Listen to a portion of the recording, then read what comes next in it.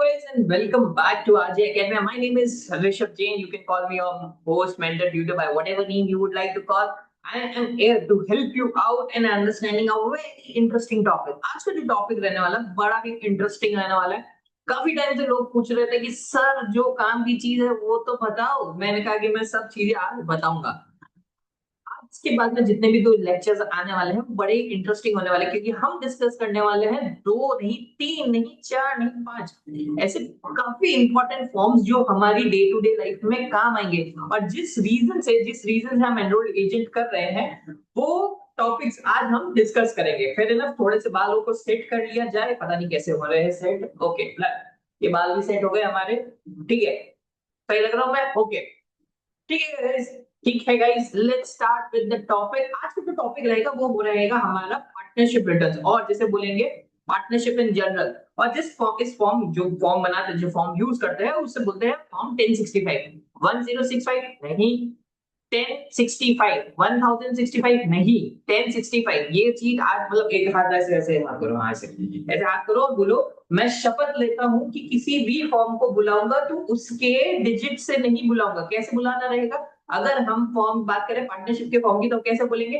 1065, 1120s, 1120, 1040, 744 ऐसे forms की बातचीत करेंगे। 4797 ऐसे नंबर्स को बोलना पड़ेगा। यही तरीका होता है और यही स्टैंडर्ड तरीका है। मान लेना मेरी बात, अगर लाइफ में ग्रो करना चाहते हो तो, इंप्रेशन क्रिएट करना है तो। ठीक है, इंटरव्यू राउंड्स के अंदर ऐसे बहुत चीजें आती है जो कि बहुत महत्वपूर्ण होती है, जहां पर हमको किस तरीके से किस फॉर्म को बोलना होता है वो बताया जाता है। तो सबसे पहला फॉर्म जो आज हम सीखेंगे उसे बोलते हैं 1065। ये सीरीज थोड़ी सी लंबी चलने वाली, काफी डिटेल्ड में बात करेंगे। हम प्रैक्टिकल सिनेरियोस को भी कंसिडर करेंगे।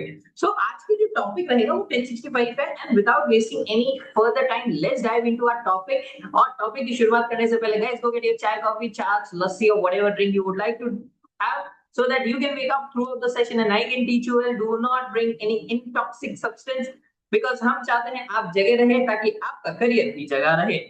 So मैं अपनी स्क्रीन को अभी शेयर करता हूँ और आज हम थोड़ा सा ओवरव्यू के साथ में चलेंगे कि कैसे फिर थ्योरेटिकल भी रखेंगे और थोड़ा प्रैक्टिकल भी रखेंगे और जो काम का आएगा वो भी, मतलब मिक्सचर रहेगा ये आज का। और बहुत काफी हैवी डोज रहने वाला है गाइस। ट्रस्ट मी, आज का जो टॉपिक है वो काफी हैवी डोज जाने वाला है। ठीक है, तो let's share my screen. Perfect, I guess आप लोगों को मेरी स्क्रीन दिख रही होगी। नहीं दिख रही है तो कमेंट सेक्शन में मैसेज डाल दीजिए, मैं आपको रिप्लाई कर दूंगा। पहले ना सबको मेरी स्क्रीन दिख रही है। और टॉपिक की शुरुआत करने से पहले कुछ चीजें समझ लेते हैं। ओके, ठीक है। सबसे पहली चीज हमको जो समझनी है कि फॉर्म 1065 जो है ये बड़ा ही इंटरेस्टिंग फॉर्म है। तो पहले फॉर्म को ही देख लेते हैं कि फॉर्म कैसा दिखता है। चलो स्क्रॉल डाउन करते हैं करते हैं करते हैं करते हैं। हम्म, और काफी सारे नोट्स हैं, ठीक है, कोई बात नहीं। ये कुछ इस तरीके से हमारा फॉर्म दिखता है। इस फॉर्म को क्या बोलते हैं? इस फॉर्म को बोलते हैं फॉर्म 1065 और US return of partnership income. ठीक है, इस फॉर्म को इस तरीके से बुलाया जाता है। हमारी जर्नी काफी लंबी रही है और इस जर्नी के अंदर हमने काफी सारी चीजें समझी। हमने इनकम के बारे में समझा, हमने कैपिटल गेन्स के बारे में समझा, हमने डिडक्शंस के बारे में समझा, हमने देखा कि कौन कौन सी चीजें टैक्सेबल है, कौन सी चीजें टैक्सेबल नहीं है। और उसी चीजों को कंसिडर करते हुए ही हमको सारा फॉर्म प्रिपेयर करना रहता है।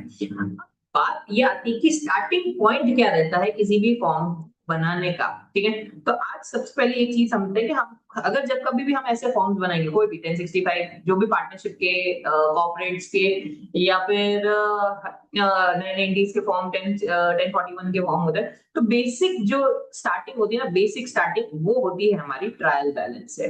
और alternatively we can use PNL and balance sheet. ठीक है, इन दोनों का कॉम्बिनेशन ही ट्रायल बैलेंस होता है। अब मुझे किसी को ये बताने की जरूरत नहीं होनी चाहिए कि ट्रायल बैलेंस क्या होता है, पीएनएल क्या होता है, बैलेंस शीट क्या होता है। You guys are enough smart कि ये बेसिक चीजें तो हम 10th 12th के अंदर ही कंसिडर कर लेते हैं। अगर किसी को नहीं पता है कि ट्रायल बैलेंस क्या होता है, पीएनएल क्या होता है, बैलेंस शीट क्या होता है, कमेंट बॉक्स में एक बार डाल दीजिए, मुझे फिर भी पता लग जाएगा कि कौन क्या कर रहा है। ठीक है, नहीं पता आप बताएंगे, ऐसा नहीं है कि ऐसी चीजें नहीं बताई जाएगी, पर बताएंगे जरूर। ठीक है, तो सबसे स्टार्टिंग पॉइंट होता है ट्रायल बैलेंस। ठीक है। दूसरी चीज है जो मोस्ट इंपॉर्टेंट है, 1065 एंड 1120S दोनों के दोनों फॉर्म्स को बोला जाता है pass through return. Okay sir, इसका क्या मतलब हुआ? सी, पास थ्रू रिटर्न का मतलब ये है कि दोनों फॉर्म्स, मतलब कौन से, 1065 एंड 1128, इन दोनों के ऊपर टैक्स लायबिलिटी कैलकुलेट नहीं होती है। सर मतलब टैक्स लायबिलिटी कैलकुलेट नहीं होती तो टैक्स कैसे कैलकुलेट होगा, टैक्स पेबल कैसे होगा? मैंने कहा कि बात तो सही करी। किसी चक्कर में इसे बोलते हैं पास थ्रू रिटर्न, और पास थ्रू, इन दोनों एंटिटीज को बोलते हैं पास थ्रू एंटिटीज। मतलब कि जो भी इनके शेयर होल्डर्स या फिर पार्टनर्स होंगे, let's focus on one thing ताकि कंफ्यूजन ना हो हमारे कॉन्वर्जेशन के अंदर। तो 1065 के पॉइंट ऑफ व्यू से जितने भी पार्टनर्स होंगे, पार्टनर की इनकम डाइवर्ट होगी उनके शेयर होल्डिंग के, सॉरी, उनके पार्टनरशिप रेशियोज के बेसिस पे। एंड देन अब वो लोग जब अपना 1040 का रिटर्न बनाएंगे तो उस टाइम पे पर्टिकुलर इनकम के ऊपर टैक्स लायबिलिटी कैलकुलेट होगी। कोई बात नहीं, आज सुनो, मस्ती से सुनो, समझ में आए ना आए कोई बात नहीं, धीरे धीरे सब आएगा। टाइम लगता है किसी किसी चीज में, नया है कॉन्सेप्ट। ठीक है, दूसरी तीसरी चीज हो जाती है कि पास थ्रू आ जाता है। दूसरी, अब तीसरी चीज होती है, इसके अंदर एक और शेड्यूल बनता है जो कि वेरी वेरी इंपॉर्टेंट होता है, उस शेड्यूल को बोलते हैं शेड्यूल K1। ठीक है, but schedule K1 straight away नहीं बनता है, शेड्यूल K1 बनता है थ्रू शेड्यूल के।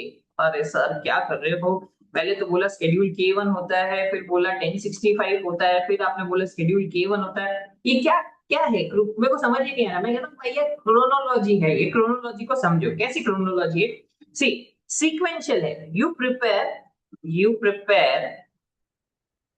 1065, ठीक है। 1065 का पार्ट है जो कि एक इंपॉर्टेंट स्केड्यूल है, उसे बोलते हैं schedule K. Now with the help of this schedule K you prepare various other schedule K ones. यहां तक समझ में आ गया है कि नहीं आ गया, ये मेरे को बताओ। ठीक है, यहाँ तक, अभी तक यहीं तक अपने हॉर्सेस को रोको और फिर अपन धीरे धीरे करके आगे बढ़ेंगे। एक बार थोड़ा सा पिक्चर क्लियर हो जाएगी, मजा आना शुरू हो जाएगा। बस उस मजा तक पहुंचने के लिए थोड़ा सा परिश्रम और थोड़ी सी मेहनत करनी पड़ेगी। तो हमारा वापस से पॉइंट क्या आता है, हम प्रिपेयर तो करेंगे 1065, बट उस 1065 के सप्लीमेंट्री फॉर्म्स होते हैं, एंड उन सप्लीमेंट्री फॉर्म्स के अंदर एक मोस्ट इंपॉर्टेंट फॉर्म होता है, उसे बोलते हैं शेड्यूल के। क्या होता है कि why we prepare the schedule K, that is the most important and most interesting thing about these returns, not this return, these returns. Now why? Because with the help of schedule K we only include those kind of incomes which are related with the business part. अरे sir ये क्या मतलब है? सी, एक simple सी बात करते हैं, एक जियो की बात कर लेते हैं, ठीक है। जियो बहुत बड़ा है, तो उसके बहुत सारे एंड बिजनेसेस भी है, सिर्फ जियो के ऊपर फोकस करते हैं। अब जियो के पास में कैपिटल बहुत सारा है, तो जियो क्या करता होगा, मे बी जियो बिजनेस करता है, अपन को रिचार्जेस बेचता है, फिर अपन रिचार्ज खरीदते हैं, we do all those kind of things. तो रेवेन्यू हो गई उनकी रिचार्ज इनकम। अब रेवेन्यू हो गई मतलब पैसा उनकी जेब में आ गया, अब क्या करेंगे वो लोग, सोचते हैं कि यार इतना सारा पैसा है क्या करें, एफडी बना देता है। ठीक है, एफडी बनाती, अभी भी पैसा पड़ा है, दूसरे जगह स्टॉक्स खरीद लेते हैं, ठीक है। अभी भी पैसा पड़ा है, एक और बिल्डिंग खरीद लेते हैं जियो की, और उसके ऊपर अपन कॉर्पोरेट हाउस बना के बेच देते हैं या फिर रेंटल पे दे देते हैं। तो जियो क्या करता है कि बहुत सारी जगह इन्वेस्ट करके बैठ गया, ठीक है। उसका मेन सोर्स ऑफ इनकम तो जियो के रिचार्जेस से हो रहा है, बट उसके पास में सप्लीमेंट्री इनकम्स भी आ गई। अब सप्लीमेंट्री इनकम्स कैसे आ गई? सप्लीमेंट्री इनकम आ गई, रेंटल की इनकम आ रही है, इंटरेस्ट की इनकम आ रही है, डिविडेंड की इनकम आ रही है। एक सप्लीमेंट्री और इनकम आ जाती है कि कैपिटल गेन हो गया जियो के पास में, कोई फिक्स एसेट थे, जब बिल्डिंग थी कोई XYZ, उसको बेच दिया, उससे कैपिटल गेन हो गया। अब वो सब है तो बिजनेस की एक्टिविटी, ठीक है। अब जब जियो अपना पीएनएल बना रहा होगा, ठीक है, जब जियो अपना पीएनएल बना रहा होगा तो उस टाइम पे क्या होगा कि वो कैसे दिखाएगा, सेल्स, ठीक है। तो सेल्स इस तरह से दिखा देगा, फिर वो कैपिटल गेन दिखा देगा, ठीक है, कैपिटल गेन दिखा देगा, वो इंटरेस्ट इनकम दिखा देगा, वो डिविडेंड इनकम दिखा देगा, ठीक है, वो डिविडेंड इनकम दिखा देगा। और फिर वो बाद में इन सब की टोटल कर लेगा, यहाँ पर हमारे पास में हो जाती है टोटल इनकम हो गई। टोटल इनकम आ गई। ठीक है, अब टोटल इनकम आने के बाद में उसके पास में एक्सपेंसेस होते हैं दुनिया भर के, तो वो दुनिया भर के एक्सपेंसेस को यहाँ पे कंसीडर करता है, सारे एक्सपेंसेस, चाहे वो डेप्रिसिएशन हो गया, सैलरीज हो गई, जो भी एक्सपेंसेस होगी, और उसके बाद में उसके पास में आता है नेट प्रॉफिट। ठीक है, ये जनरल सेंस है, ये एकदम जनरल सेंस है, और दिस इज कॉल्ड एज, ये इन लोगों ने अपनी जो बुक्स प्रिपेयर करी है वो उन्होंने प्रिपेयर करी as per US gap, US gap. ठीक है, टैक्सेशन पॉइंट ऑफ व्यू से ये चीजें हमारे लिए यूजफुल है, हाँ ये यूजफुल है, but taxation point of view से हर चीज के ऊपर उसकी एक particular, what I can say, tax liability आती है या टैक्स कैलकुलेशन होती है। सो इंटरेस्ट अलग ढंग से कैलकुलेट होता है, ठीक है, डिविडेंड अलग ढंग से कैलकुलेट होता है, कैपिटल गेन्स जो है वो अलग ढंग से कैलकुलेट होता है, और सेल्स की जो रेवेन्यू होती है, सेल्स माइनस मतलब कि रेवेन्यू माइनस एक्सपेंसेस, वो अलग ढंग से कैलकुलेट होती है। ठीक है, हमारा क्या ऑब्जेक्टिव होता है, हमें ये चीज आइडेंटिफाई करनी रहती है कि कौन से आइटम्स शेड्यूल के होते हैं और कौन से आइटम्स हमारे 1065 को प्रिपेयर करने के लिए होता है। ठीक है, यहाँ तक हम रुको, होल्ड, थोड़ा सा अभी कंफ्यूजन था, हैवी डोज है मैंने कहा था आज, थोड़ा ध्यान देना पड़ेगा, हैवी डोज रहेगा। एक बार रिफॉर्म को देखते हैं, फॉर्म क्या कहना चाह रहा है वो देखते हैं। फॉर्म के अंदर अगर आप देखते हो तो यहाँ पर बहुत सारी चीजें दिख रही है, आपको इनकम दिखेगी। अब इनकम के अंदर मैं देखता हूँ तो यहाँ पे है ग्रॉस रिसीट्स और सेल्स, ठीक है सर समझ में आ गया। लेस अलाउंसेस, ओके, मतलब कि हमारे पास में हमने किसी को रिबेट दिया होगा तो। कॉस्ट ऑफ गुड सोल्ड, जो हमारी कॉस्ट ऑफ गुड सोल्ड हो गई, ठीक है, इससे हम हमें क्या निकल गया, ग्रॉस प्रॉफिट निकल गया। और ग्रॉस प्रॉफिट निकल गया, फिर ordinary income from partnership and trust, okay.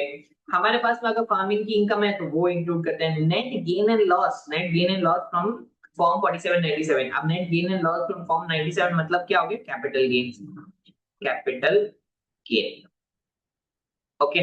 और क्या है, कोई और अदर इनकम है तो वो भी यूज कर सकते हैं सर। तो क्या इतना मार्जिनल, इतना झमेला क्रिएट करते हैं, व्हाई डोंट वी से दीज ऑल इनकम, मतलब कौन सी इनकम हो जाती है, जैसे इंटरेस्ट की इनकम, डिविडेंड की इनकम, या रियल एस्टेट की इनकम, रियल एस्टेट की इनकम, व्हाई डोंट वी से इट एज अदर इनकम, नहीं कह सकते हम इनको, नहीं कह सकते, क्योंकि हर इनकम का एक अलग से हेड होता है, ठीक है, और उसकी अलग ढंग से कैलकुलेशन होती है, टैक्स लायबिलिटी कैलकुलेट होती है। We are coming to the point, hold your horses, we are coming to the point. But बात कैसे, बात यही आ रही है कि हमको अभी तक समझ नहीं आ रहा है कि हो क्या रहा है। अब देखो क्या हो रहा है कि दो ही सेक्शन समझना है आपको, मोटा मोटी दो ही तरह के, एक हो गया इनकम और एक हो गया डिडक्शन। डिडक्शन सिंपल, जो भी एक्सपेंसेस आपके इनकर हो रहे हैं बिजनेस की एक्टिविटी को रन करने के लिए, वो हो गए आपके एक्सपेंसेस, ठीक है। इनकम मतलब revenue minus expenses, you will get your ordinary income, fair enough.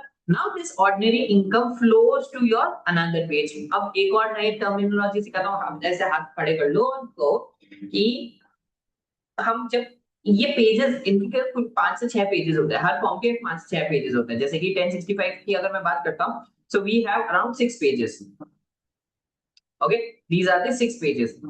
तो कभी भी हम जब प्रैक्टिकल लाइफ के अंदर होते हैं और हम जब काम कर रहे होते हैं तो हमारे रिव्यूअर्स हमको वो नोट्स देते हैं, ठीक है, कि ये चीज ये करेक्ट करो, ये करेक्ट करो।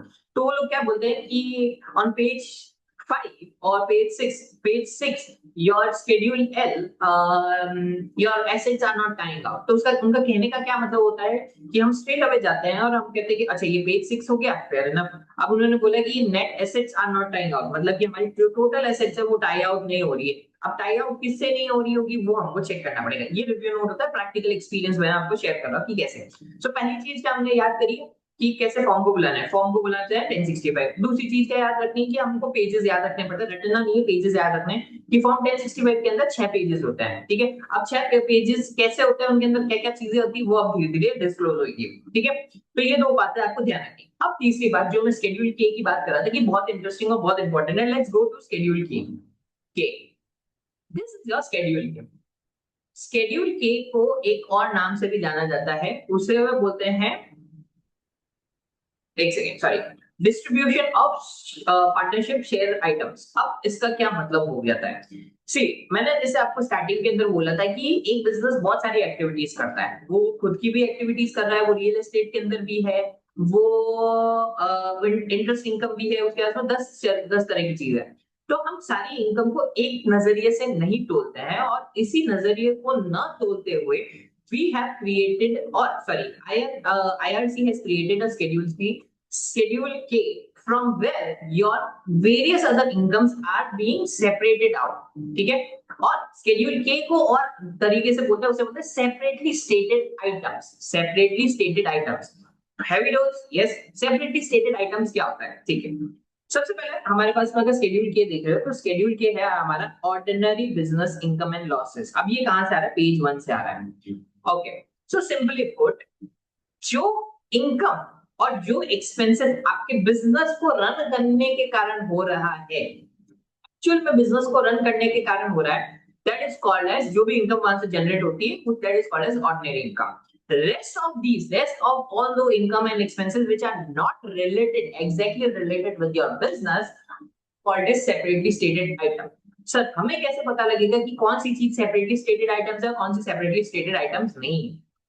तो आपको अगर मैंने एक एग्जांपल दिया था, वो एग्जांपल अगर समझ में आया हो, तो मैंने क्या बोला था? तो उसमें मैंने डिविडेंड की बात करी थी, मैंने इंटरेस्ट की बात करी थी, मैंने रियल एस्टेट से इनकम कमाई है तो उसके बारे में बात करी थी। ठीक है, ये सब सेपरेटली स्टेटेड आइटम है। सर आपको कैसे पता लगा? रुको, चलो, अगर आपने यहाँ पे नोटिस करा है, तो यहाँ पर आपका इंटरेस्ट इनकम दिखा था।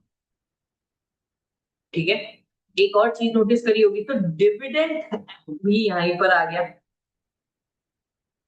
पहले ना, अगर रेंटल बिजनेस से कोई इनकम हुई है तो वो भी यहाँ आ गई, रेंटल रियल एस्टेट इनकम आया। यहाँ तक थोड़ा सा भी एसेंस समझ में आ रहा है कि यहाँ पे क्या जड़ी बनी हुई होगी, बट ये बहुत सिंपल है और बहुत इजी है। जैसे हम आगे बढ़ेंगे ना, आपको और क्लैरिटी आती जाएगी। अभी मैं आपको एक हाई लेवल, एडवांस लेवल का ओवरव्यू दे रहा हूँ इस पर्टिकुलर फॉर्म का। ठीक है, बेसिक नहीं है, अब ये एडवांस हो चुका है, हम एडवांस लेवल की कैटेगरी में आ चुके हैं। तो सबसे पहली चीज हमको समझ में आ गई है कि ऑर्डिनरी इनकम कैसे कैलकुलेट होती है, बेसिक मोटा मोटी समझ में आ गई कि ऑर्डिनरी इनकम कैसे कैलकुलेट होती है। दूसरी चीज हमको समझ में आ गई कि रियल एस्टेट इनकम कैसे कैलकुलेट हो रही है। अभी तक हमने फॉर्म के बारे में बात नहीं किया है कि क्या हो रहा है।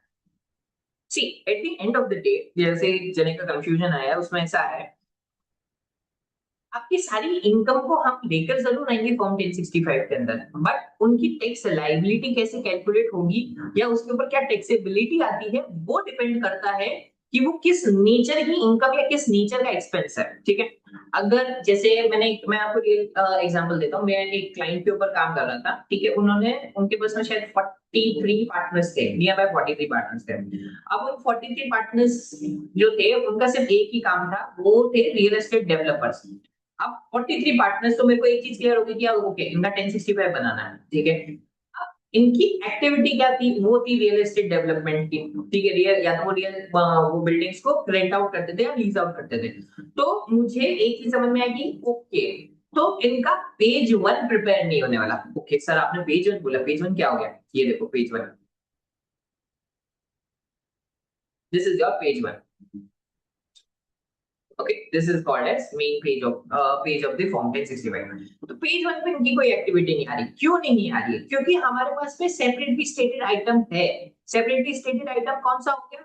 Net real estate income and losses. देखो, net real estate income and losses, तो जो भी बिजनेस एक्टिविटी हुई है मेरी रियल एस्टेट या बिजनेस करके, रियल एस्टेट बिजनेस करके, लीज करके या रेंट आउट करके, तो वहां पे जो भी इनकम कैलकुलेट हो रही है, उसके लिए मुझे एक सेपरेट फॉर्म बनाना होता था।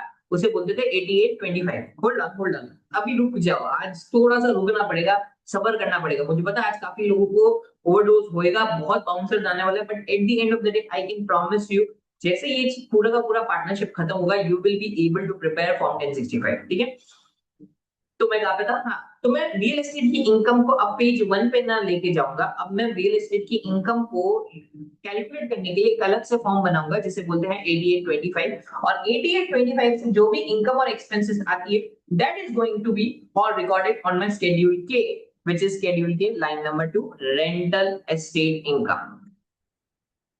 ठीक है, सो आपके पास मल्टीपल फॉर्म्स आएंगे, मल्टीपल फॉर्म्स को बना के प्रिपेयर करके हमें चीजें समझ में आती है। सर अब मेरे को बहुत ज्यादा क्यूरियोसिटी हो गई है, समझ ही नहीं आ रहा है कि आप कैसे आइडेंटिफाई करते हो कि कौन सी चीज शेड्यूल के अंदर जा रही है और कौन सी चीजें हमारे पेज 1 पे जा रही है। ठीक है, मतलब कि हमको ये तो बता दो कि भाई सेपरेटली स्टेटेड आइटम्स कौन कौन से है, तो मुझे इजी हो जाएगी अंडरस्टैंडिंग के अंदर कि हाँ सिर्फ यही सेपरेटली स्टेटेड आइटम्स है। तो मैं कहता हूँ कि लो आपकी प्रॉब्लम को अभी सॉल्व कर देते हैं। तो अभी बहुत बड़ा है स्केड्यूल के, अभी मैं आपको दूसरी चीजें से भ्रमित ना करके स्केड्यूल के ऊपर देखिए। सो this is your separately stated items, ठीक है। अब सेपरेटली स्टेटेड आइटम्स के अंदर क्या क्या आ जाता है आपके पास में, ऑर्डिनरी इनकम आ जाती है, ordinary income from business and loss हो गया, रेंटल रियल एस्टेट की इनकम आ जाती है, अदर रेंटल इनकम कोई और ढंग से आपने रेंटल इनकम लेकर आए होगे, आपके पास में कोई गारंटेड पेमेंट होगा, आपने इंटरेस्ट इनकम कमाई है, आपने ऑर्डिनरी इनकम ऑर्डिनरी डिविडेंड कमाया है, आपने क्वालिफाइंग डिविडेंड कमाया है, आपके पास में net short term capital gain and losses हो रहा है, net long term capital gain and losses हो रहा है, आपके अभी सेक्शन भूल जाना अनकैप्चर्ड सेक्शन 1250 का गेन हो रहा है, नेट 1231 का गेन हो रहा है, सेक्शन 179 का डिडक्शन है, या फिर कोई और अदर डिडक्शन है, फॉर एग्जांपल चैरिटी का है कोई, या फिर सेल्फ एम्प्लॉयमेंट अर्निंग्स है, या फिर डिस्ट्रीब्यूशंस है, या फिर क्यूबीआई है, क्यूबीआई की इंफॉर्मेशन है। तो ये सारे के सारे सेपरेटली स्टेटेड आइटम्स हो गए। ओके, मतलब यहां तक अब आपको क्लैरिटी आ जानी चाहिए कि हमारा जो टैक्स रिटर्न प्रिपेयर होता है वो कैसे होता है। हमारे पास में एक ट्रायल बैलेंस आएगा, मैं एक एग्जांपल लूंगा फिर उससे और क्लैरिटी आएगी। हम ट्रायल बैलेंस लेंगे, तो ट्रायल बैलेंस से हम ये आइडेंटिफाई करेंगे कि कौन सी इनकम किधर जाएगी। हम ये क्यों कर रहे हैं, अभी तक किसी ने मुझसे ये सवाल ही नहीं पूछा, अब आने लगे मेरे पास में सवालों के जवाब कि सर ये क्यों कर रहे हैं। सिंपली पुट, आईआरसी और अंकल सैम इनका ये लॉजिक है कि अगर मैं स्केड्यूल के नहीं बनाता, imagine we do not have schedule K into the picture, so what is going to happen, we have interest income, we have dividend income, we have rental estate income and losses, we have capital gain। ये सारी की सारी income कहाँ पर flow होती है, ये सारी इनकम फ्लो हो जाती है हमारे अदर इनकम पे। अज्यूम कर रहे हैं, ऐसा नहीं होता है वैसे, 99 का 100% ही नहीं होता, बट अज्यूम कि अगर शेड्यूल के नहीं होता तो क्या होता, तो सारी की सारी जो इनकम, जो भी इंटरेस्ट की इनकम और डिविडेंड की इनकम थी, वो सारी हमारे कहाँ आने शुरू हो जाती, वो आने शुरू हो जाती है हमारे और अदर इनकम के अंदर, मतलब लाइन 7 पे। और लाइन 7 से जो भी इनकम आती वो जाके डिवाइड होती हमारे पार्टनर्स के अंदर, उनके पार्टनरशिप शेयरिंग रेशियो के ऊपर, ठीक है। तब वो अपना नेचर खोने लग जाते हैं। ये क्या वर्ड आ गया, नेचर होने लग जाता है। सी, इंटरेस्ट का एक नेचर है, डिविडेंड का एक नेचर है, कैपिटल गेन का एक नेचर है। हमारे टैक्स लॉ के अंदर रूल ये कहता है कि जिस जो नेचर की इनकम है उसके ऊपर टैक्स लायबिलिटी भी वैसे ही आती है। अर्थात इसका मतलब ये हो गया कि जैसे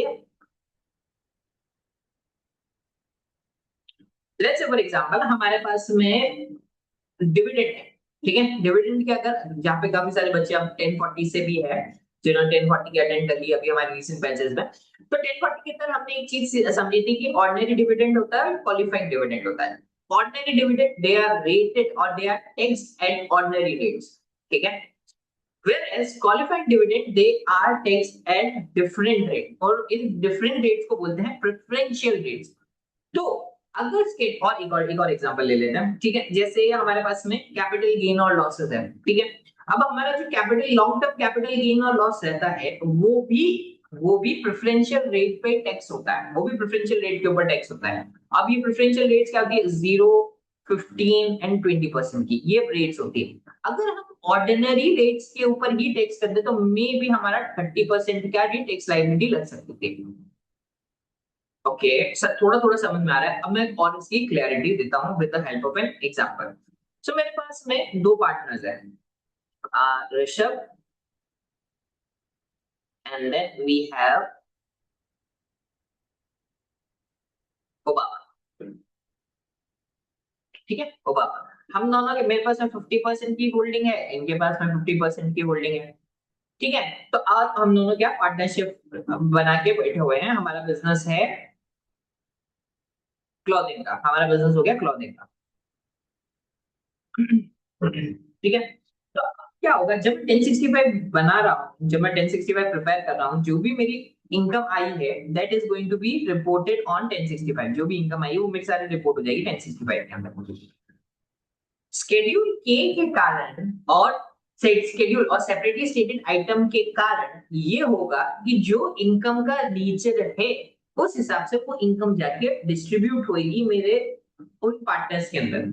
सपोजिंगली मेरे पास में ऑर्डिनरी इनकम हो गई, मतलब कि दूसरे शब्दों में क्या बोल सकता हूँ, ऑर्डिनरी इनकम का मतलब मेरे बिजनेस एक्टिविटीज के कारण जो भी इनकम और जो भी बिजनेस एक्टिविटीज के कारण रेवेन्यू हुई है और जो भी एक्सपेंसेस हुए हैं उसके कारण जो भी गेन और प्रॉफिट आया है दैट इज अराउंड $10,000।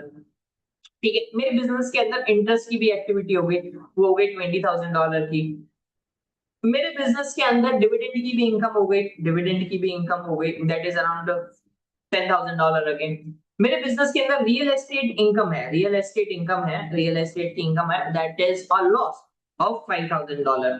ठीक है, ये मेरा लॉस हो गया। ठीक है, अब क्या होगा कि स्केड्यूल के अंदर ये सारी अमाउंट्स रिपोर्ट हो गई, ये हमारे स्केड्यूल के अंदर आ गई। वहां से स्केड्यूल के से हमारा बने स्केड्यूल के1, यहां से मेरा बनता है स्केड्यूल के1। अब ये स्केड्यूल के1 कैसे बनता है, depending upon my partnership ratios मेरे स्केड्यूल के1 बनता है। तो अब ऋषभ के पास में और ओबामा के पास में कौन कौन सी इनकम किस किस रेशियो में आएगी, मतलब कि ऋषभ को मिलेगा 5,000 का व्हाट ऑर्डिनरी इनकम, इंटरेस्ट मिलेगी उसको 10,000 की, डिविडेंड की इनकम कितने अलोकेट होगी 5,000 की, और जो लॉस होगा वो अलोकेट होगा 2,500 का। ठीक है, सिमिलरली ओबामा में भी सेम सिनेरियो हो जाएगा, 5,000 के इसके पास चला जाएगा, 10,000 का इसके पास चला जाएगा, डिविडेंड की इनकम 5,000 तक चली जाएगी और 2,500 का लॉस जो था वो चला जाएगा ओबामा के पास में। Now what is going to happen when I am preparing my, मैं अब ऋषभ के पॉइंट ऑफ व्यू पे अब मुझे 1040 बनाना होगा। मेरा 1040 के टाइम पे ये सारी इनकम अलग जगह जाके रिपोर्ट होगी। फॉर इंस्टेंस जैसे ऑर्डिनरी इनकम है, वो ऑर्डिनरी इनकम जब मैं 1040 बनाऊंगा वो कहां पे जाके रिपोर्ट होगी, स्केड्यूल ई के अंदर। ठीक है, अब मेरे पास में इंटरेस्ट इनकम है तो वो कहां पे जाके रिपोर्ट होगी, वो होगी स्केड्यूल बी के अंदर। मेरे पास में डिविडेंड की है और मेरा क्वालिफाइंग डिविडेंड है तो वो कहां पे जाएगी, वो जाएगी लाइन 3A के अंदर, और वो रिपोर्ट और उसके ऊपर जो टैक्सेबिलिटी आएगी वो आएगी 0, 15 और 20%। वेयर एस देखो, जो ऑर्डिनरी इनकम थी वो ऑर्डिनरी स्लैब्स के ऊपर टैक्स हो रही है। मे बी मैं अगर हायर टैक्स स्लैब का हूं तो मेरे पास 37% की टैक्स लाइबिलिटी आ जाएगी, मेरे पास में इंटरेस्ट है वो भी 37% पे आ जाएगा, बट मेरा क्वालिफाइड डिविडेंड है वो शायद मैं 15% की ही टैक्स लाइबिलिटी के अंदर फॉल कर रहा हूँ तो वो भी टैक्सेबिलिटी आ जाएगी। और ठीक है, और जैसे एक डिविडेंड एक और चीज थी मेरे को, जैसे मेरा net long term capital gain है वो अगेन किस रेट पे टैक्स हो जाएगा, वो प्रेफरेंशियल रेट पे टैक्स हो जाएगा जो भी हो जाएगा 0, 15 and 20%। So that is the reason हम क्या कर रहे हैं, हम बनाते हैं। अब फ्लो देखना, ये फ्लो कैसे बनता है, ये फ्लो होता है हमने 1065 बनाया। ठीक है, 1065 से हमारा स्केड्यूल के प्रिपेयर हुआ, स्केड्यूल के से प्रिपेयर होने के बाद में मेरा क्या बनता है, स्केड्यूल के1। ठीक है, अब स्केड्यूल के1 क्या होता है, वो हर जितने भी पार्टनर्स होते हैं उन हर एक को ये स्केड्यूल के1 जाएगा। अब स्केड्यूल के1 से क्या होगा कि जब मैं अपना फॉर्म 1040 बनाऊंगा, तो 1040 के अंदर जो स्केड्यूल के की आइटम्स है या जो स्केड्यूल के की इनकम्स है या लॉसेस है वो अपने रिस्पेक्टिव पार्ट्स में जाके रिपोर्ट की जाएगी। अब for better understanding about how schedule K one works, उसके लिए हमें क्या करना पड़ेगा, 1040 की क्लास को भी ज्वाइन करना पड़ेगा। वहां पर हम अच्छे से समझेंगे कौन सी इनकम कहां जाके रिपोर्ट होगी। फॉर इंस्टेंस हमारे पास में जब हम फॉर्म 1040 बनाते हैं और मेरे पास में एक एग्जांपल मेरा था कि रियल एस्टेट इनकम थी, रियल एस्टेट इनकम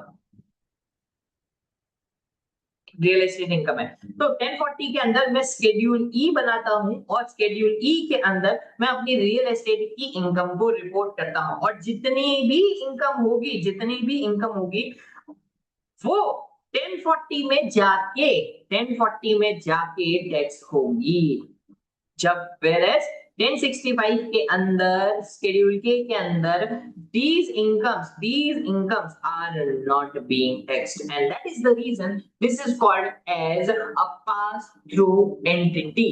मतलब कि हम सारी इनकम को रिपोर्ट कर रहे हैं 1065 के अंदर, but at the end of the day वो जाती है हमारे पार्टनर्स के पास में जो लोग की रिस्पॉन्सिबिलिटी होती है टैक्स पे करने की। थोड़ा थोड़ा समझ में आया आप लोगों को कि नहीं आया ये बताओ। थोड़ा भी आया मतलब मेरा काम सक्सेसफुल होता जा रहा है।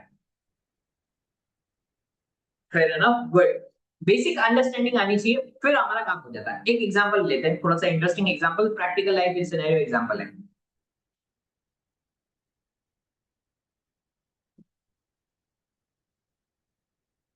Okay, so this is your trial balance. अब ट्रायल बैलेंस के अंदर हमारे पास में एसेट्स है, हमारे पास में लाइबिलिटीज है, हमारे पास में इक्विटी सेक्शन है। This is how your trial balance look like. मेरे लिए अभी शेड्यूल ई इंपॉर्टेंट नहीं है, शेड्यूल एल, सॉरी ई नहीं, schedule L is not important. So schedule L क्या हो गया? अच्छा सवाल किया। ये देखो, ये है आपका शेड्यूल ए एल। 1065 का page 6 talks about what? Talks about your schedule A and L. That is called as balance sheet as per the books. मतलब कि आपको आपके बैलेंस शीट आइटम्स रिपोर्ट करनी पड़ेगी कहाँ पे? पेज नंबर 6 के ऊपर। इनकम कहाँ पे जाके रिपोर्ट हो रही है गाइस, बताना तो। मैं यहाँ पे लिखता हूँ पेज, व्हाट पेज? तो किसका जवाब आता है? किसी का आ रहा है 2, 3। ये 3 कौन है? हाँ अब से याद है, 1। सो पेज 1 पे हमारी इनकम एंड एक्सपेंसेस रिपोर्ट होते हैं, वेयर एज जो बैलेंस शीट होगी वो कहां पे जाके रिपोर्ट होगी? वो रिपोर्ट होगी हमारे शेड्यूल एल पे।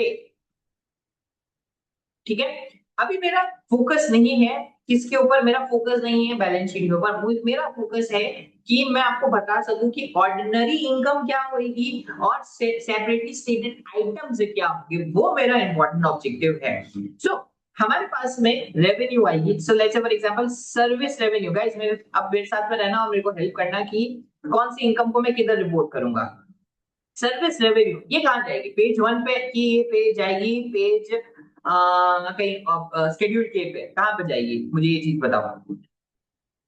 करेक्ट, मैं यहाँ पे लिखता रहूंगा पेज 1। ठीक है, अभी सिर्फ इनकम और एक्सपेंसेस की बात करें। Salary and wages, guaranteed payments, office rent, depreciation, ये सारी चीजें कहाँ जाने वाली है बताओ? गलत आंसर भी होगा चलेगा, मेरे को जवाब चाहिए बस।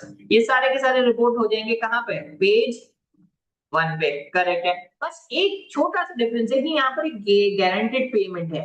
तो गारंटेड पेमेंट आपका कहाँ जाएगा? वो जाएगा शेड्यूल के ऊपर। सर आपको कैसे पता लगे शेड्यूल के ऊपर जा रहा है? ये देखो, separately stated items, separately stated items, box 4 guaranteed payments. मतलब कि क्या हो गया?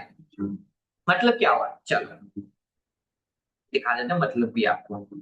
मैंने कहा ना धीरे धीरे सब समझ में आ जाएगा सबको। क्या आपको यहाँ पर गारंटेड पेमेंट्स डिपार्टमेंट दिख रहा है? करेक्ट है, तो ये यहाँ पर भी रिपोर्ट हो रहा है और ये यहाँ पे भी रिपोर्ट हो रहा है गारंटेड पेमेंट। सर ये क्या डबल डिडक्शन हो रहा है? नहीं नहीं नहीं नहीं, ये डबल डिडक्शन नहीं है, ये रिपोर्टिंग क्राइटेरिया है।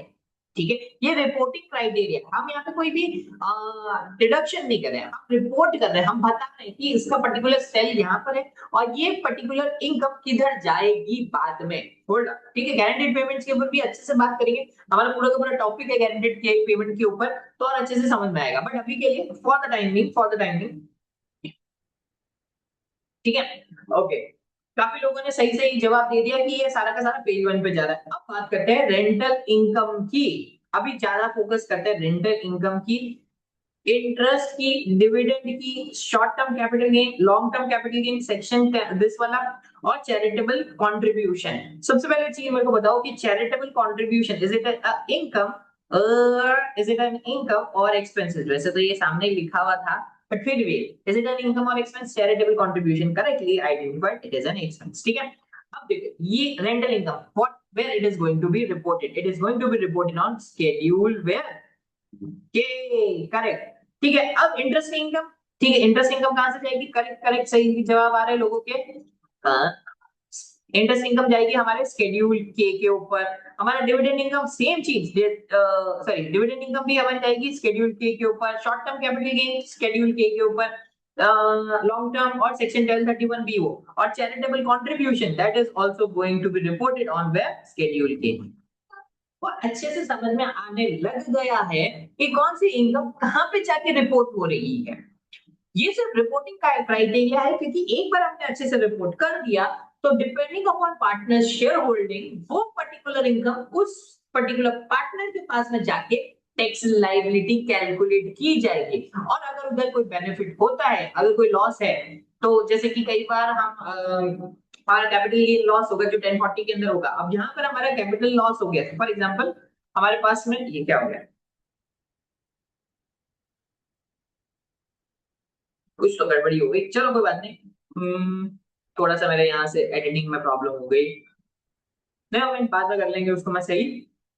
कहाँ पे था? हाँ, तो हमारे पास में लॉस जो होगा, ठीक है, कैपिटल गेन लॉस जो होगा, सपोजिंगली हमारे पास से 50,000 का लॉस है टोटल के अंदर फर्म लेवल के ऊपर, दो पार्टनर्स है मतलब 25,000 का लॉस और 25,000 का लॉस, ठीक है। अब क्या होने वाला है कि अगर मैं बिजनेस के पॉइंट ऑफ व्यू से देखूं, बिजनेस के पॉइंट ऑफ व्यू से बोलूं, तो मैं इसका पूरे के पूरे लॉस का डिडक्शन ले सकता हूँ, बट क्योंकि हम इसको पास थ्रू कर रहे हैं इस पर्टिकुलर लॉस को, तो 25,000 का जो लॉस है वो पार्टनर ए के पास में जाएगा।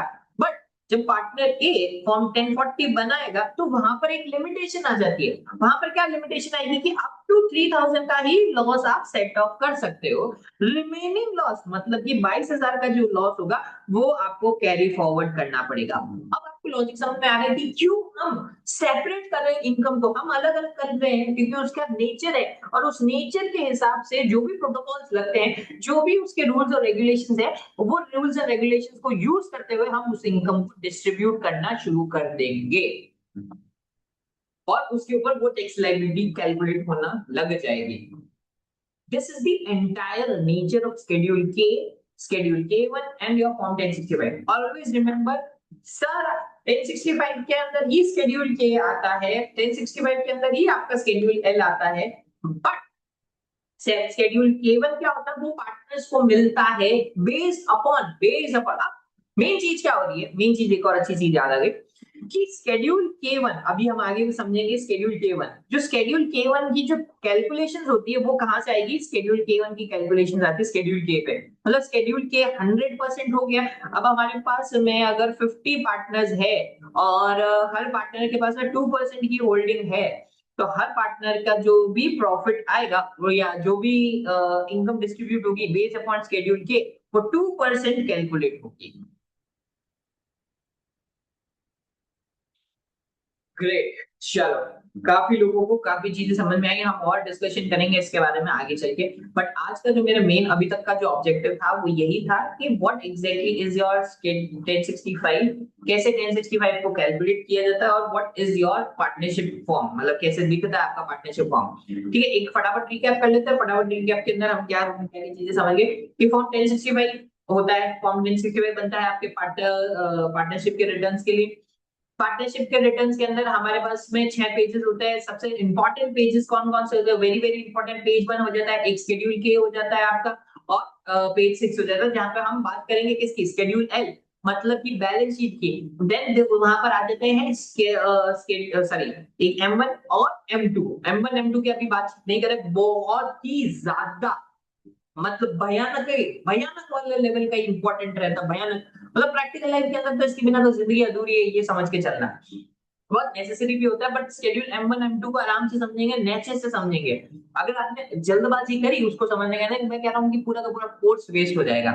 ठीक है, ये अगर इसके अंदर मुझे 5 या 6 लेक्चर्स भी लगे मैं लूंगा, अच्छे से टाइम लूंगा, क्योंकि मेरा काम ये है कि अभी तक हम लोग जितना भी अभी तक हम लोगों ने कोर्स कर लिया है, that was from the basic side, but now today this is going to earn you a bread and butter।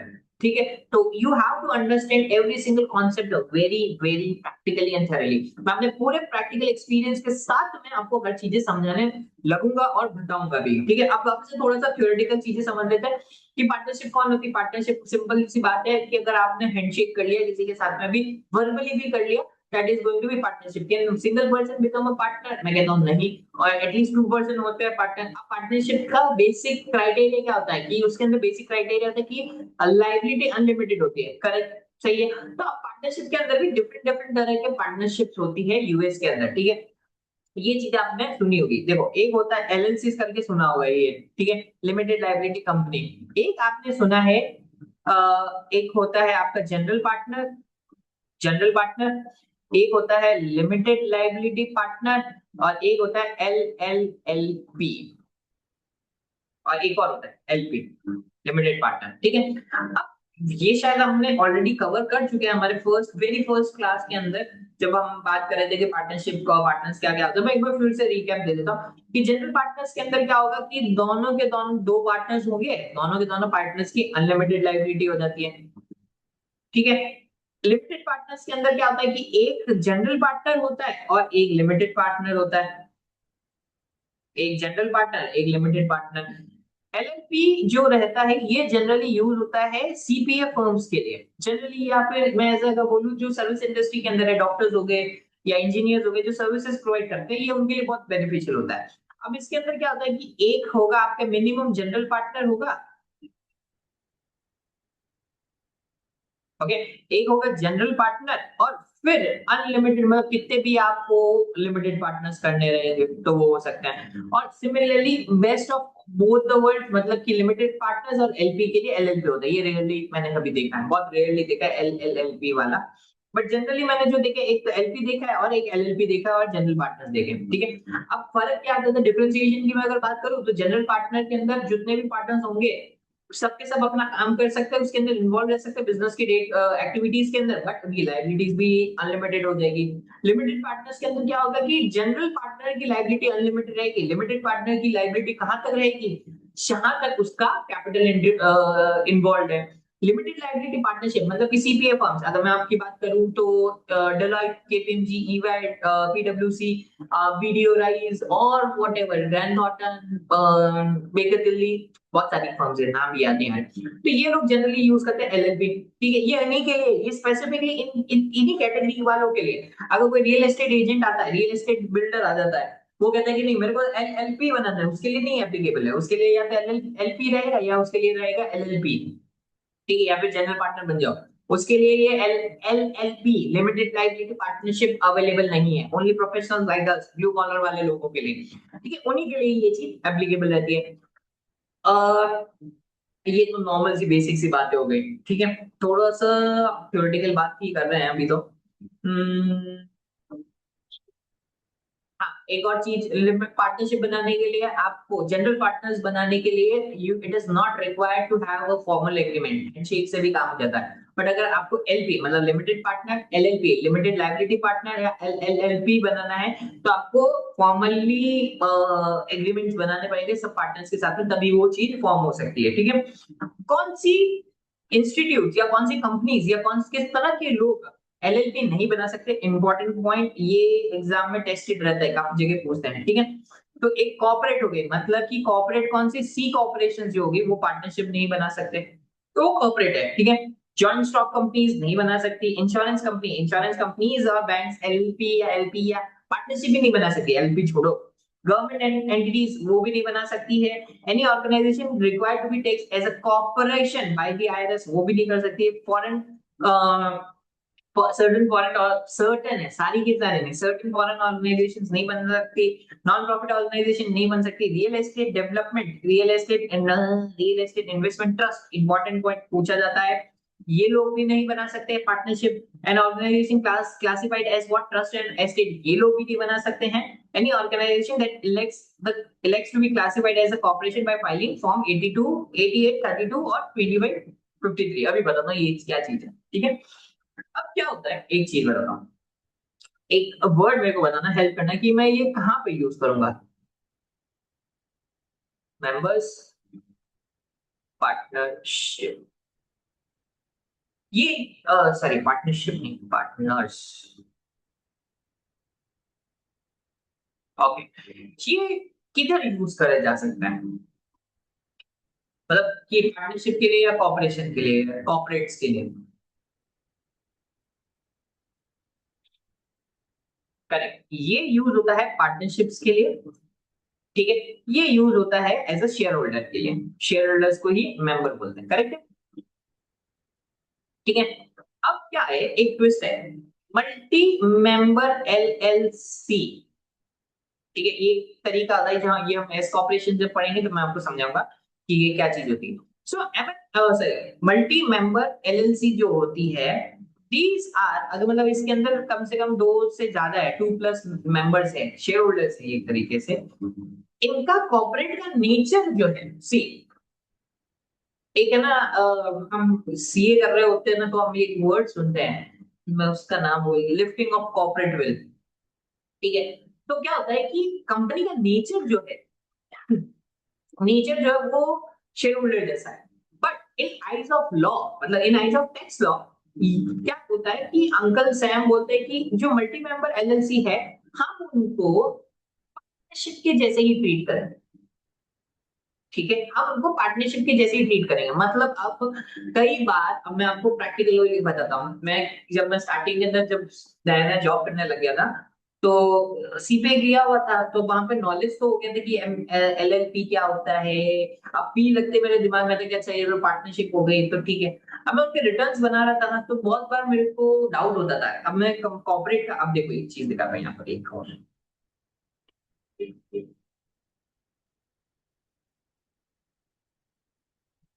हम्म, तो क्या होता है कि जैसे कि ये हो गई ऋषभ। ओके, मैं अपनी फर्म का ही नाम ले लेता हूँ, जैसे कि RJ academy. RJ RJ academy, ठीक है। अब ये तो नेम ऑफ पार्टनरशिप हो गई। अब मैं जब रिटर्न बना रहा होता था, तो क्या होता था कि काफी बार मैंने ऐसे नोटिस किया कि ऐसे लिखा होता है LLC। अब मेरे दिमाग में हमेशा ये चीज रहती थी कि यार ये LLC है, तो यार इसका तो एस कॉर्पोरेशन वाला रिटर्न बनना चाहिए था, मतलब कि 1120 बनना चाहिए था। अपन 1065 पे क्यों बना रहे हैं? तो क्या होता है कि इन आइज ऑफ लॉ, ठीक है, इन आइज ऑफ लॉ गवर्नमेंट ऐसे बोलती है कि मल्टी मेंबर एलएलसी जो होती है, multi members LLC, they are going to be reporting their income, or they are going to be taxed as what, taxed as partnership। ठीक है, until until they opt out of it।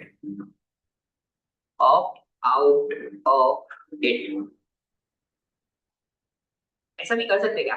हाँ, ऐसा भी कर सकते हैं। सो क्या होता है कि दो फॉर्म्स होते हैं। ये इंटरेस्टिंग चीज है, ये ध्यान रखना, ये काम आती है अपन को। तो क्या होता है कि दो फॉर्म होते हैं, एक फॉर्म होता है 8832, और एक होता है 2553।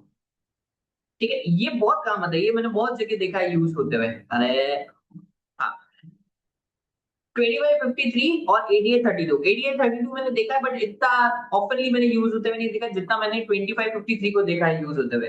तो टेक्निकली क्या हो रहा है कि जो मल्टी मेंबर एलएलसी है, उनका नेचर भले ही कॉर्पोरेशन वाला है, अब एलएलसी लगे लिमिटेड लायबिलिटी कॉर्पोरेट बन चुके हैं, बट इनकी जो टैक्सेबिलिटी होगी इन आइज ऑफ टैक्स लॉ, वो कैसी रहेगी? वो रहेगी टैक्सेशन के, मतलब कि उनको पार्टनरशिप के रिटर्न के बेसिस पे ही टैक्स करना, मतलब कि उनको क्या फाइल करना रहेगा, 1065। बट इन लोगों के पास ऑप्शन है, वो चाहते हैं कि नहीं यार, मेरे को पार्टनरशिप के अंदर टैक्स नहीं होना है, तो क्या करेंगे? तो उस टाइम पे उनको बोलेंगे कि भैया आप ये फॉर्म फाइल कर दो।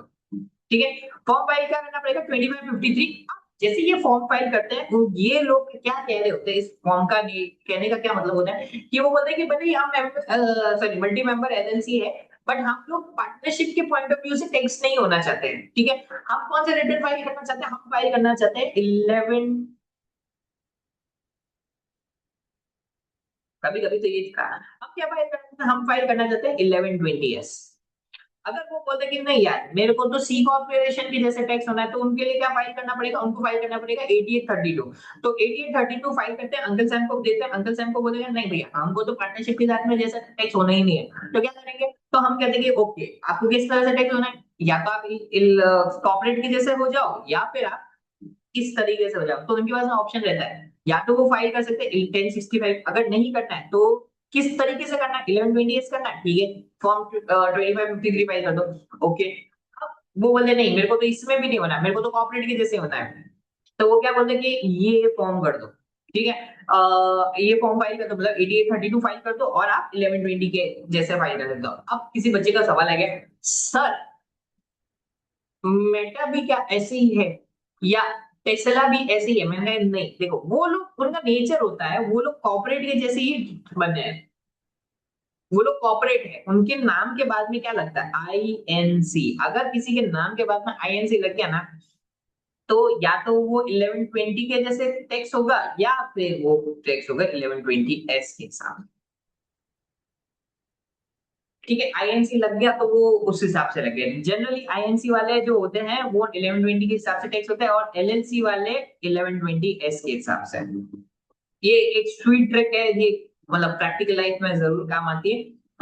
थियोरेटिकल पॉइंट ऑफ व्यू से इसका इतना महत्वपूर्ण नहीं है। ठीक है, अब इनकी फाइलिंग डेट सबसे पहले चीज याद रख लो कि 1065 कब फाइल करना है आपको या 1120 दोनों के लिए कॉमन डेट रहती है।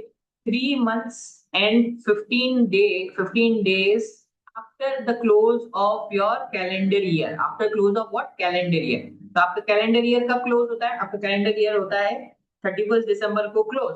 ठीक है, तो वहां से 3 months मतलब कि मार्च, मार्च आ गया, मार्च आ गया, मार्च आते ही 15 डेज मतलब 15 मार्च तक आपको आपका रिटर्न फाइल करना है। मतलब ये this is the due date. अब यहाँ पर इंटरेस्टिंग चीज क्या आती है कि यूएस के अंदर बहुत ही बड़ा या बहुत ही मजेदार कॉन्सेप्ट है, उसे बोलते हैं हम एक्सटेंशन। अब एक्सटेंशन से क्या होता है कि आप अपना रिटर्न फाइलिंग 6 महीने आगे कर सकते हो। अब वो कौन सा फॉर्म यूज होता है? वो फॉर्म यूज होता है 7004। ठीक है, विद 7004, 7004 ही है ना, मैं भूल जाता हूँ, हाँ सही है। ओके, 7004 आप एक्सटेंशन मांग सकते हो फेडरल गवर्नमेंट से या अंकल सैम से। ठीक है, अंकल सैम से आपने एक्सटेंशन बोर्ड मांग लिया और आपने कहा कि मैं अभी तो रिटर्न फाइल नहीं करूंगा, मैं 6 महीने बाद में करूंगा। ठीक है, तो 6 महीने का आपको ऑटोमेटिक एक्सटेंशन मिल जाता है, बट ध्यान रखना कि ये ओरिजिनल ड्यू डेट से पहले पहले करना पड़ेगा, उसके बाद में किया तो नहीं मिलेगा। ठीक है, K1 भी साथ में एक्सटेंशन में चले जाते हैं। और क्या है, यस, और एक ईआईएन भी देना पड़ेगा। ईआईएन क्या होता है कि एम्प्लॉयर आइडेंटिफिकेशन नंबर होता है। कोई भी कॉर्पोरेट स्टार्ट कर रहा है, चाहे वो पार्टनरशिप बना के कर रहा है या मल्टी मेंबर एलएलसी है या फिर कोई आईएनसी है, एलएलसी कोई भी होगा, तो उनको क्या ईआईएन देना पड़ेगा। ये ईआईएन क्या होता है वहां का, मैं आपको बोलूँ तो पैन कार्ड ही समझ लो। ठीक है, अब इससे क्या होता है कि एम्प्लॉयर की आइडेंटिफिकेशन के लिए हेल्पफुल रहता है ये, तो वो बहुत बहुत नेसेसरी होता है। अपन को इतना झमेले में नहीं पड़ना है कि ईआईएन कैसे लेना है, क्यों लेना, हमारे कोर्स का काम नहीं है। बट हाँ, ईआईएन लेना पड़ता है। ईआईएन नेसेसरी होता है आइडेंटिफाई करने के लिए कि एम्प्लॉयर कौन है, इन शॉर्ट एम्प्लॉयर कौन है उसके लिए। ठीक है, एक K2 और K3 का भी नया नया कॉन्सेप्ट आया था। अब इसमें क्या होता है कि जैसे हमारा K1 होता है ना, जैसे हमारा K1 होता है सेम वैसे ही K2 होता है और सेम वैसे ही K3 होता है। अब इनका मेजर क्या चीज थी, ये क्यों आया था, इंट्रोड्यूस हुआ था? हम पहले पहले before the introduction of K2 एक सिंपल सा एक सेल होता था, तो या बॉक्स होता था हमारे K1 शेड्यूल K1 के अंदर। तो उसके अंदर ये पूरी इंफॉर्मेशन नहीं आती थी किसकी, फॉरेन इनकम की या फॉरेन के टैक्सेस के ऊपर।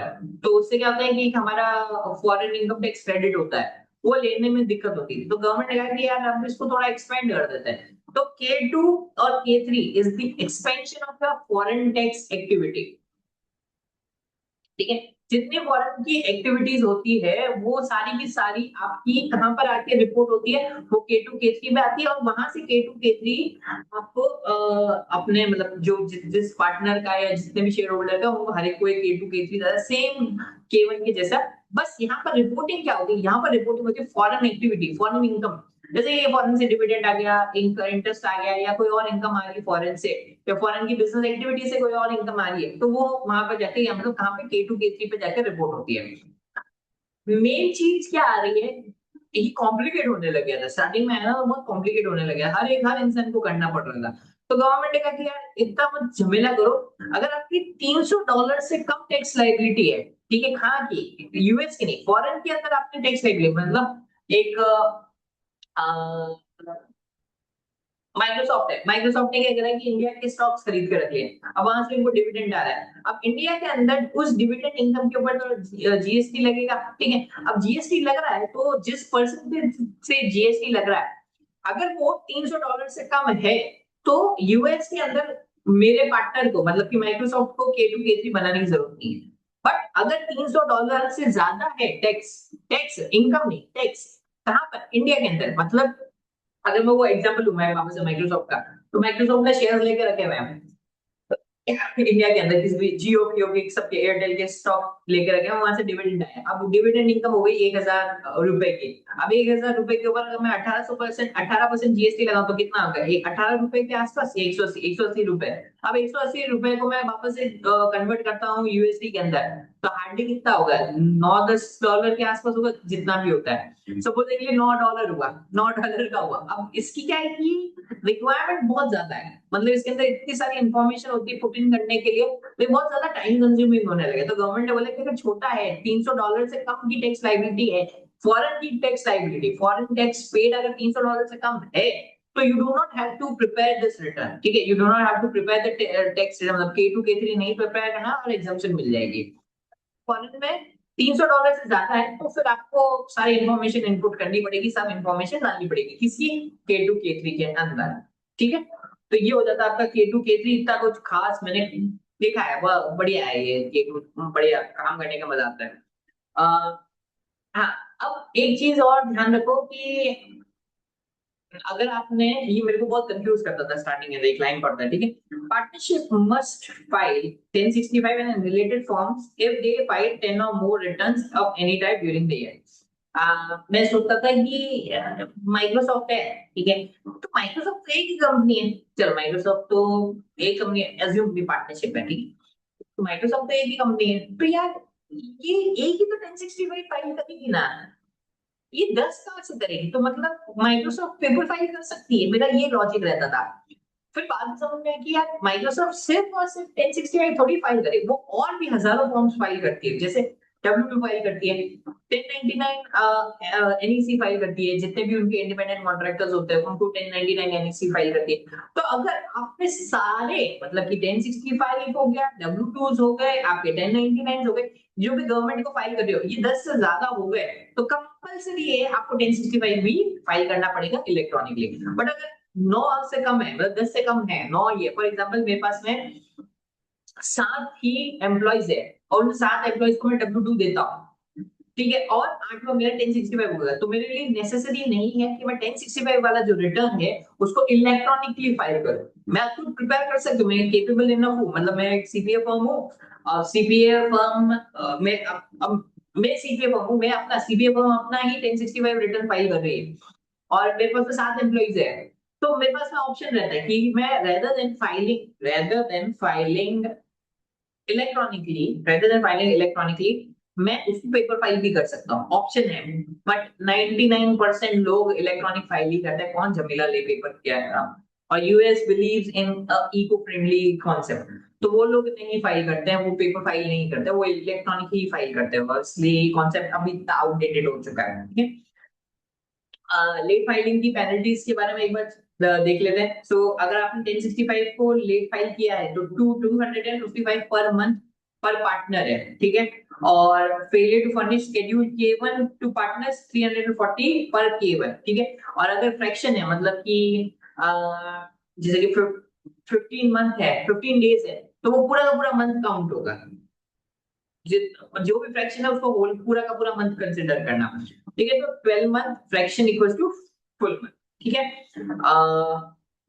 हाँ मैक्सिमम 12 मंथ है मैक्सिमम। इसका कहने का क्या मतलब हो गया कि लेट्स से फॉर एग्जांपल आपने लेट फाइल किया है, लेट फाइलिंग 1065 आपका है, और आपके पार्टनर्स हो गए, फॉर एग्जांपल आपके पास में 4 पार्टनर्स हैं, 4 पार्टनर्स इंटू 255, और मैक्सिमम आपने 14 महीने तक फाइल ही नहीं किया रिटर्न, तो मैक्सिमम इंटू 12 हो जाएगा। वेयर आपने K1 जो है वो नहीं दिया है, ठीक है, अब K1 आपने 10 महीने तक नहीं दिया है, ठीक है, then into 4 partners into, sorry, हाँ सही है इंटू 340। अब सपोजिंगली अगर आपके पास में आपने 18 महीने तक चारों पार्टनर्स को केवल नहीं दिया, तो this is how your calculation is going to be calculated. But in this case आपके पास में 13 महीने तक फाइल नहीं किया, बट मैक्सिमम कितना ले सकते हो, 12 महीने। ठीक है, अब पार्टनर्स अगर आपके पास में 100 हो गए तो ये 100 हो जाएगा, पार्टनर्स आपके पास में 2 हुए तो ये 2 हो जाएगा। This is how you calculate your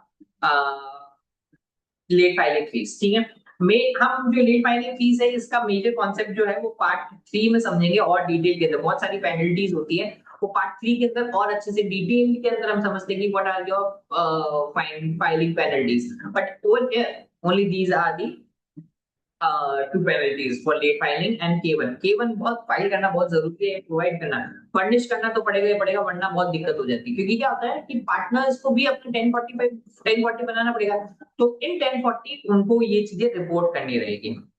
फिर ना ओके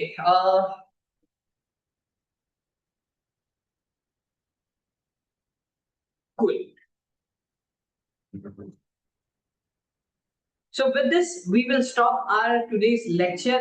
I hope आप लोगों को काफी अंडरस्टैंडिंग आई होगी, नहीं आई होगी कोई बात नहीं, हम धीरे धीरे बढ़ेंगे, अब और इंटरेस्टिंगली इन चीजों को समझेंगे। Please keep on asking your queries, I am more than happy to help you out. If in case you find it difficulty, you can reach me out at any point of time, you can book one-to-one call, you can go into the group sessions, or you can WhatsApp me, ठीक है?